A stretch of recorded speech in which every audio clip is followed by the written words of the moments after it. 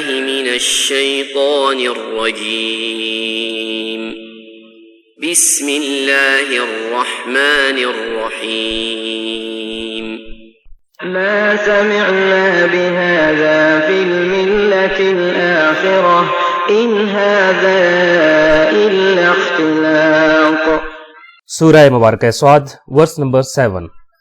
اس سورہ کی ابتدائی آیات، ہر آیت اپنا ایک مفہوم، اپنا ایک معنی اور اپنا ایک پیغام رکھتی ہے، مگر ضروری ہے کہ ان آیات کو ہم اس بیک گراؤنڈ کے ساتھ سمجھیں کہ جو تمام آیات کا تقریباً سیم ہے، اور وہ یہ ہے کہ جیسا کہ اب ابتدائی آیات میں آپ کے سامنے بیان بھی کر چکے ہیں اس حوالے سے کہ یہ حضرت ابو طالب علیہ السلام کے گھر میں ایک سٹنگ ہے، اور جس میں نبی کریم صلی اللہ علیہ وآلہ وسلم کے ساتھ اشراف قریش میں سے اور سرداران قریش میں سے 25 لوگ آ کر ایک ڈیبیٹ کر رہے ہیں، یا ایک مخاصمہ اور ایک جو نظریاتی جھگڑا چل رہا تھا اس جھگڑے کا ایک سلوشن لے کر آئے ہیں وہ۔ اور یہ جو 25 لوگ آئے اس میں مکہ کے تمام سرکردہ افراد شامل تھے، جن میں ولید ابن مغیرہ ایک سرکردہ فرد کے طور پہ شامل تھا، ابو جہل تھا، ابی ابن خلف، امیہ بن خلف ہے، عتبہ ابن ربیعہ ہے، شیبہ ابن ربیعہ، نضر ابن حارث، اور اس جیسے تمام سرکردہ افراد مکہ کے سارے موجود ہیں۔ اور جناب ابو طالب کی خدمت میں حاضر ہو کر انہوں نے ایک ریکویسٹ کی تھی کہ آپ ہمارے درمیان اور اپنے بھتیجے کے درمیان بیٹھیے، اور ہمارے درمیان ایک نزاع ہو گیا، ایک مسئلہ پیدا ہو گیا ہوا ہے، تو آپ ثالث کے طور پر ہمارا ایک آخری فیصلہ کرا دیں، تاکہ یہ جو ہمارے نظریاتی تنازع چل گیا ہے اور جس کی بنیاد پر یہاں مکہ کی فضا پرامن نہیں رہی ہے، تو تاکہ یہ روز روز کے جھگڑے ختم ہو جائیں، اور ہمارا گلہ اور شکوہ آپ کے بھتیجے سے یہ ہے کہ وہ ہمارے خداؤں کو ایکسیپٹ نہیں کرتا ہے، اور جس وجہ سے ہماری کمیونٹی میں اور جو ہم بتوں کی پوجا کرتے ہیں اور ہمارے خداؤں کے حوالے سے چونکہ ان کا وہ انکار کرتا ہے، تو ہمارے ہاں ایک غم و غصہ کی کیفیت ہے، تو اس لیے آپ بیٹھیے اور آپ ان کے درمیان اور ہمارے درمیان ایک مسئلے کا سلوشن کرا دیجئے۔ تو نبی کریم صلی اللہ علیہ وآلہ وسلم کو بھی بلا لیا گیا۔ جناب ابو طالب نے مدعا سامنے رکھا تو نبی کریم صلی اللہ علیہ وآلہ وسلم نے کہا جی ضرور یہ اپنا نقطہ نظر بیان کر سکتے ہیں۔ تو کفار نے جو نقطہ نظر پیش کیا وہ یہ تھا کہ ہم آپ کے خدا سے کوئی سروکار اور کوئی غرض نہیں رکھتے، آپ ہمارے خداؤں سے کسی قسم کا کوئی سروکار اور کوئی غرض نہ رکھیں، آپ اپنے خدا کی پرستش کرتے رہیں اور ہم اپنے انہی بتوں کے ساتھ انہی خداؤں کے ساتھ زندگی گزارنا چاہتے ہیں، اور اسی عقیدے اور اسی نظریے پہ باقی رہ کے آپ ہمارے نظریے، ہمارے عقیدے، ہمارے خدا کے بارے میں آپ کوئی گفتگو نہ کریں۔ نبی کریم صلی اللہ علیہ وآلہ وسلم نے جب ان کے بعد اپنا مدعا بیان کیا تو ان سارے لوگوں کو مخاطب کیا اور آپ نے کہا دیکھو میں آپ سے کوئی بہت لمبی چاہت نہیں رکھتا یا کوئی زیادہ چیزیں نہیں منوانا چاہتا، میری صرف ایک ڈیمانڈ ہے، میں صرف ایک بات چاہتا ہوں، اور اگر آپ وہ بات مان لیں گے اور وہ کام کر لیں گے جو میں چاہتا ہوں تو یہ میرا آپ لوگوں سے وعدہ ہوا کہ آپ عرب اور عجم سب کے مالک بن جاؤ گے اور حکمرانی کرو گے۔ تاریخی کتب میں ملتا ہے کہ اس پر ابو جہل نے ان لائٹر نوٹ یو کین سے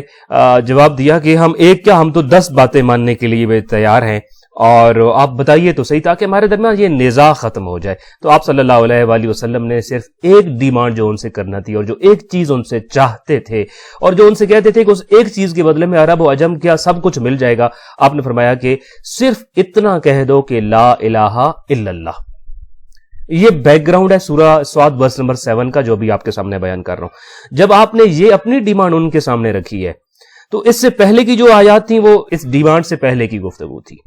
اب اس ڈیمانڈ کے بعد وہ ورس نمبر 6 اور ورس نمبر 7 جو ہیں وہ آ جاتی ہیں۔ ورس نمبر 6 میں جیسا کہ ہم نے پڑھا کہ وہ اٹھ کھڑے ہوئے اور سب سے پہلے سرداران اٹھ کھڑے ہوئے اور وہ اٹھ کے چل پڑے، اور اس دوران جو سرداروں کے علاوہ باقی 25 لوگوں میں سے جو لوگ ادھر بیٹھے ہوئے تھے ان سے انہوں نے کہا کہ اٹھو تم بھی ہمارے پیچھے چلو، اس لیے کہ یہ جو شخص یہاں بیٹھا ایک خدا کی بات کر رہا ہے، یہ در حقیقت تو مذہب کی وجہ سے نہیں بلکہ اپنے ذاتی اغراض اور ذاتی مقاصد کی وجہ سے یہ بات کر رہا ہے۔ اور وہ ان کو پھر وہاں سے لے جاتے ہوئے اگلی بات جو کر رہے تھے وہ یہ تھی کہ ما سمعنا بہذا فی الملۃ الآخرۃ ان ھذا الا اختلاق۔ یہی ورس نمبر 7 یعنی مطلب کیا تھا؟ ما سمعنا، ہم نے ہرگز نہیں سنا، بہذا ایسی باتوں کو، فی الملت مذہب میں، الآخرہ پچھلے، یعنی پچھلے اور آخری مذاہب جو ہمارے سامنے اس وقت ہیں جن میں یہودیت وہاں پہ موجود، یہودی وہاں بستے تھے، پھر وہاں عیسائی بھی بستے تھے، تو انہوں نے کہا یہ آخری 2 مذہب خدائی مذاہب ہیں، یہ ہمارے سامنے موجود ہیں. ہم نے ان میں تو ایسی ایک خدا کا کانسیپٹ ہم نے نہیں سنا. ان ہاذا نہیں ہے یہ الا مگر اختلاق گڑی ہوئی بات. خلق کی اختلاق خلق سے نکلا ہے. خلق مطلب ہوتا ہے پیدا کرنا. تو ایک خود بنا لی گئی بات، خود بنائی ہو، خود گھڑ لی ہو، خود پیدا کر لی ہو. یعنی یہ اس طرح کی کوئی بات آسمانی مذاہب، خدائی مذاہب پہلے کی امتوں میں کہیں پر بھی موجود نہیں تھی، بلکہ یہ تو ایک وہ بات ہے کہ جو کہ گھڑ لی گئی ہے. اچھا، یہاں ایک بات، یہ فوری طور پہ ایک سوال پیدا ہوتا ہے کہ عیسائی مذہب کے بارے میں یہ جو ان لوگوں کا 25 لوگ آ کے بیٹھے ہیں کفار مکہ میں سے اور سرداران قریش بیٹھے ہیں، اور ایک چونکہ اس آیا کے ویسے دو معنی بنتے ہیں. ایک معنی تو یہ ہوتا ہے کہ یہ جو آخری مذاہب ہمارے پاس یہودی اور عیسائی تھے، ان میں اس طرح کی کوئی بات موجود نہیں ہے، یہ ایک نئی گھڑی ہوئی اور بنا لی گئی ہوئی بات ہے جو علیہ باللہ محمد مصطفیٰ صلی اللہ علیہ وآلہ وسلم لے کر آئے ہیں. ایک معنی اس کا یہ ہے. دوسرا معنی اس کا یہ ہوتا ہے کہ اس سے پہلے کسی ملت میں بھی، کسی ملت، کسی گروہ، کسی سکول آف تھاٹ میں یہ والی چیز موجود نہیں تھی جو محمد مصطفیٰ لے کر آ گئے. یہ دو معنی اس کے بیان کیے گئے. لہذا اس پوری آیا کا جب ہم ترجمہ دیکھتے ہیں تو وہ اس طرح سے بن جائے گا کہ ہم نے تو یہ بات کسی پچھلے مذہب میں نہیں سنی، یہ تو محض ایک من گھڑت بات ہے، یہ وہ بات ہے جو کہ بنا لی گئی ہے. اب ذرا ہم جب تفسیر کی طرف بڑھتے ہیں، اگرچہ زیادہ تر تفسیر وہی بیک گراؤنڈ تھا جو ہم نے آپ کے سامنے بیان کر دیا ہے. اچھا، ہم یہ دیکھتے ہیں یہاں ایک کنٹراڈکشن ہے. وہ کنٹراڈکشن کیا ہے؟ وہ یہ ہے کہ نبی کریم صلی اللہ علیہ وآلہ وسلم جن مذاہب کے وارث کے طور پر اور جن مذاہب کے یا جن رسولوں کے یا جن پیغامات کے لیے خاتم المرسلین بن گیا ہے، یعنی آخری پیغام رساں بن کے آئے،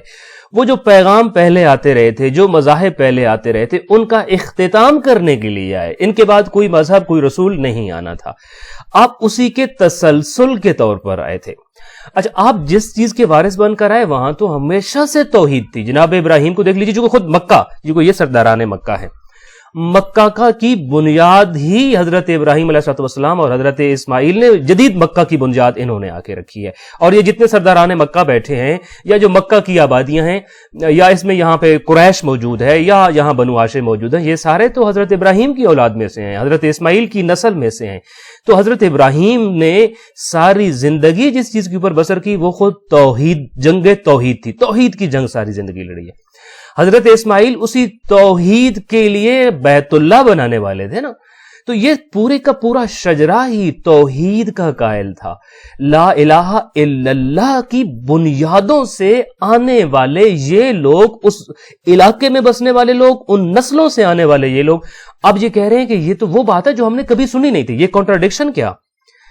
کنٹراڈکشن یہ ہے کہ عیسائی مذہب جو تھا، اگرچہ اب تسلیم اس کا قائل ہو چکا، مگر عیسائی مذہب کی بنیاد بھی توحید اور اس کی حقیقت توحید، ساری بنیادیں ہی توحید کے اوپر کھڑی ہوئی ہیں. یہودی لوگوں نے اگرچہ حضرت عزیر کو بعد میں اللہ کا بیٹا تسلیم کر لیا اور وہ بھی توحید سے منحرف ہو چکے ہیں، مگر یہودیت کی بنیاد بھی توحید کے اوپر ہے. ابراہیمی مذاہب اور خود ابراہیمی نسل ہیں، چونکہ یہ حضرت ابراہیم تو دعوت توحید کے سب سے بڑے علمدار تھے. ان کا تو ساری زندگی کا جہاد ہی توحید کو سپریڈ کرنے کے لیے تھا. ان کی ہجرتوں کا سبب ہی توحید کا علم دنیا کے مختلف خطوں میں لہرانا تھا. اور ایک بات ضمناً اگر آپ کے سامنے بٹوین پیرنتھیسز کہتا چلا جاؤں کہ حضرت ابراہیم علیہ السلام وہ پہلے فرد تھے اس کائنات کی، اس دھرتی کی، اس کرۂ ارضی کے، کہ جنہوں نے گلوبلائزیشن کا تصور پیش کیا اپنے عمل سے. چونکہ آپ حضرت ابراہیم نے جو مائگریشنز کی اور جو ہجرتیں کی ہیں، ان ہجرتوں کو اگر آج بھی آپ گوگل پہ جا کے گوگل میں لکھیں کہ جو ابراہیم علیہ السلام کی ہجرتیں ہیں، تو اس کا اگر آپ میپ دیکھیں تو آپ اندازہ آج کے ممالک میں دیکھیے کتنے ممالک ہیں جن میں حضرت ابراہیم علیہ السلام نے ٹریول کیا، وہاں جا کر آباد ہوئے اور وہاں پہ جا کے علم توحید بلند کیا. سو پہلا کوئی فرد اس دنیا کا جو گلوبلائزڈ ہوا،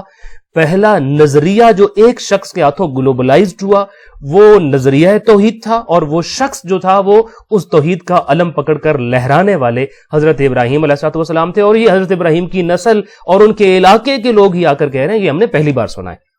کہ توحید کا بھی کوئی نظریہ ہوتا ہے. یہ کنٹراڈکشن ہے. وہ کہتے ہیں ہم نے عیسائیوں اور یہودیوں یا پہلے مذہبوں میں کبھی نہیں دیکھا کہ وہاں توحید کا کوئی نظریہ ہوتا، حالانکہ ان مذاہب کی بنیاد ہی توحید تھی. ان ھذا الا اختلاق سے ہم نے ایک خاص بات سمجھنی ہے اس آیا کو اسٹڈی کرتے ہوئے. وہ یہ ہے کہ بعض اوقات وہ عمومی طور پہ کہا جاتا ہے، اگرچہ یہ بہت ایک معاشرتی جملہ ہے اور سطحی لیول کا ایک جملہ ہے، وہ یہ ہے کہ اتنا جھوٹ بولو کہ وہ سچ لگنے لگ پڑے، اور یہ حقیقت ہے۔ اس قدر باطل پہ ڈٹ جاتے ہیں لوگ کہ ایک وقت آتا ہے کہ وہ ان کے ذہن سے یہ گمان یا یہ جو یقین تھا نکل جاتا ہے کہ ہم باطل پہ کسی وجہ سے ڈٹ کے کھڑے ہوئے ہیں، وہ اس باطل کو حق سمجھنے لگ پڑتے ہیں اور حق سے اس قدر منحرف ہو جاتے ہوتے ہیں کہ وہ ان ھذا الا اختلاف کے حق کو ایک من گھڑت بات، ایک گھڑی ہوئی بات، ایک انہونی بات، ایک ایسی بات جو اس سے پہلے نہ کبھی کسی نے کہی ہو نہ کسی نے سنا ہو، وہ والی بات سمجھنے لگ پڑتے ہوتے ہیں۔ تو اپنے آپ کو نیوٹرلائز نہ کرنا، خود لا الہ ایک بنیاد جس پہ علامہ ڈاکٹر محمد اقبال نے بھی اپنے جو ان کے 6 لیکچرز ہیں اور جو ان کا میرے خیال میں سب سے بڑا جو اپنے بعد ورثہ، علمی ورثہ چھوڑ گئے، ان میں سے پہلا ورثہ یہ ہے، وہ یہ کہتے ہیں کہ اسلام کی بنیاد ہی شک سے شروع ہوتی ہے۔ اسلام یہ کہتا ہے سب خداؤں کے بارے میں شک پیدا کرو، لا الہ، سب خداؤں کی نفی کر دو، اور پھر الا اللہ، پھر ان میں سے دیکھو کون ہے جو تمہارا الہ بن سکتا ہے، کون ہے جو معبود حقیقی ہو سکتا ہے۔ پہلے سب کی نفی کرنے کے بعد پھر جو معبود حقیقی کی کوالٹیز، خصوصیات جس میں ہیں اور جو خدائے حقیقی ہو سکتا ہے اس کا اقرار کرو۔ اپنے آپ کو نیوٹرلائز کر دینا ایک لمحے کے لیے، تب جا کے آپ حق اور باطل میں فرق کر سکتے ہیں۔ اپنے نظریے پہ جمے رہ کر اس کے اوپر صرف دلیلیں گھڑتے رہیں گے تو آپ کا نظریہ چاہے باطل ہی کیوں نہ ہوا، آپ اس طرح کے مغالطے گھڑ لیں گے کہ آپ کو وہی حقیقت لگے گا اور اس کے مقابلے میں موجود 100% حق اور سچ کا نظریہ آپ کو باطل لگے گا، بلکہ اختلاق لگے گا، ایک من گھڑت بات لگے گا، ایک سنی سنائی بات اور ایک بنا لی گئی ہوئی بات لگے گا۔ لہٰذا اپنے جتنے نظریات ہیں ان پہ کوسچن کرنا چاہیے۔ اسلام الاؤ کرتا ہے کہ یہ جتنے نظریے دیکھیں، اسی لیے ہم کیا کرتے ہیں، ہمارے ہاں عقائد میں تقلید نہیں ہے، عقائد میں مجھے اپنی ادلہ پیدا کرنی ہوں گی، عقائد میں مجھے سوالات اٹھانے ہوں گے، ان سوالات کے جوابات تلاش کرنے ہوں گے، اور ان جوابات کے اوپر پھر اپنے عقیدے اور اپنے نظریے کی بلڈنگ کھڑا کرنی ہوگی۔ انشاءاللہ تعالی سورہ صاد کی ورس نمبر 7 کو پڑھتے ہوئے آج ہم نے انشاءاللہ تعالی جو کچھ باتیں تاریخی حقائق کے طور پر ہم نے دیکھی ہیں، اور ایک بات جو ہم نے سیکھنے کے طور پر لینی ہے، جس کے ساتھ ہم نے اپنی اگلی ساری زندگی کو خاص طور پہ اپنے نظریات کے حوالے سے اور اپنی دیگر چیزوں کے حوالے سے ایک بات جاننی ہے کہ نظریے کے اوپر فرضی طور پر سوال کرنا اور اس کی دلیلیں ڈھونڈنا عین وہی چیز ہے جو ہم سے مانگی گئی ہے، ہم سے ڈیمانڈ کی گئی ہے۔ کبھی بھی اپنا جو کچھ ہے اسی کو اپنا سرمایہ سمجھتے ہوئے آگے نہیں بڑھنا چاہیے، بلکہ نئی چیزوں کی تلاش، نئی ادلہ کی تلاش اور نئے راہوں کی تلاش انسان کو ان کے نظریات پہ مزید پختہ کرتی ہوتی ہے، اور سوال اٹھانے کی اجازت نہ دینا انسان کو ایک بلائنڈ فالوور بناتا ہے، اور وہ اس کیفیت پہ پہنچ جاتا ہے کہ وہ حق سن کر بھی یہ کہہ رہا ہوتا ہے کہ ان ھذا الا اختلاق، یہ تو مجھے ایک بنائی گئی بات اور ایک گھڑی گئی بات لگ رہی ہے۔ دعائے خالق کائنات ہمیں اس دنیا میں ہمیشہ ہی حق کو حقیقت کا متلاشی بنائے اور حق اور حقیقت کے نظریات پہ قائم رہنے والا بنائے۔ السلام علیکم ورحمۃ اللہ وبرکاتہ۔